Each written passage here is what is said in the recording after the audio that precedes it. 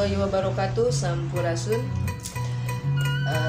Baik, saya di sini akan menjelaskan sedikit ciri-ciri keturunan Eyang Prabu Siliwangi. Sebelumnya jangan lupa like dan subscribe. Untuk keturunan Eyang Prabu Siliwangi bisa kita lihat dari 3 tanda ini ya. Yang pertama itu dari kuku tangan ya, dan atau kuku kaki itu dia terbelah begitu ya, jadi kayak seperti ada garis-garis gitu ke bawah ya. Terus yang kedua itu ada tai lalat, dia berbentuk segitiga, jadi titik 1, 2, 3.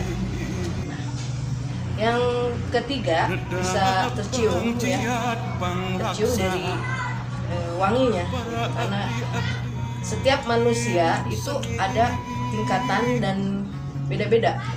Semakin tinggi itu akan tercium wangi kembang Cangkok Wijaya Kusuma.